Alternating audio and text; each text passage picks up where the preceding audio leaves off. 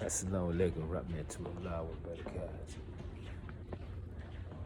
I'm posting this up on both my pages because I've made a conscious decision to bring some clarity to Islam.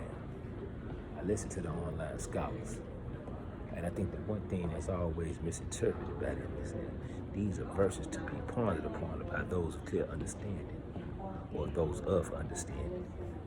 And I'm thinking scholars nowadays, I don't know if they're monetarily motivated, but I think their interpretations of the Quran and the Sunnah are widely misinterpreted. First off, I don't receive no financial gain for what I do, meaning I'm not compensated, I'm not paid. So anything that I give you is an honest opinion.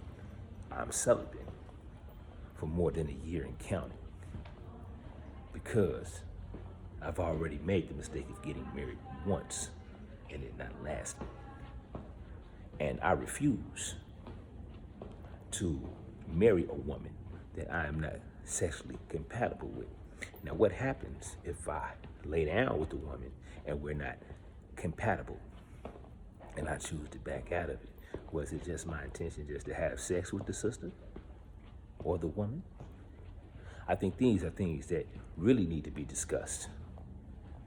And I mean, at a vast rate. At some point in time, Allah Subhanahu wa Ta'ala is going to have to pick a new caliphate to distinguish these matters and bag this caliphate by miracles to prove these points.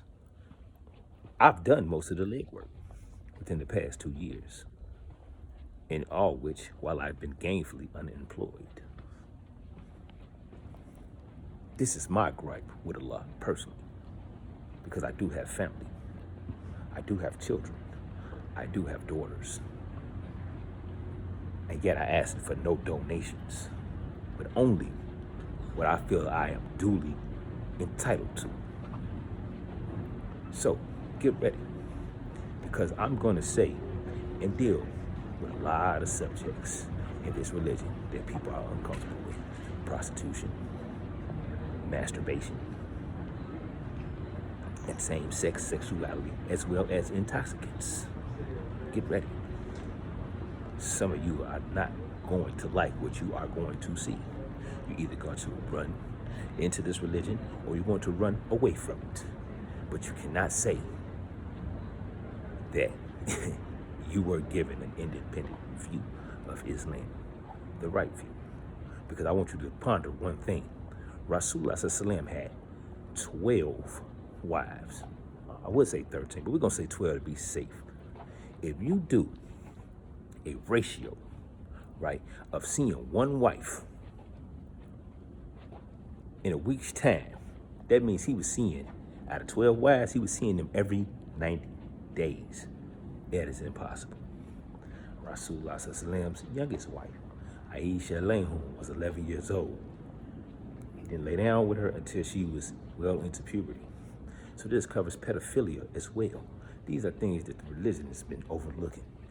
Now, if it is possible, right, and there's going to be people who's going to argue with me, but there's no way possible that if you read Ayat, Surah An-Nur, Ayat 30, well, Allah Subhanahu wa Ta'ala openly tells, I was going to say 30, 31, well, Allah Subhanahu wa Ta'ala openly tells the woman to marry a man or a woman, that you cannot tell me that Rasulullah SAW was not with his wives at some point in time together. I would not believe that. Because if you have 12 wives, you're not going to be able to please them for 1 week every 90 days. That's impossible. And I would debate this with anybody. Again, my name is Ibrahim Alamin. Assalamu alaikum warahmatullahi wabarakatuh. Oh, and mine is true social, meaning I ask all walks of life. And eventually, I'm going to start asking them on camera so you can see another person's opinion of it as well. Assalamu alaikum.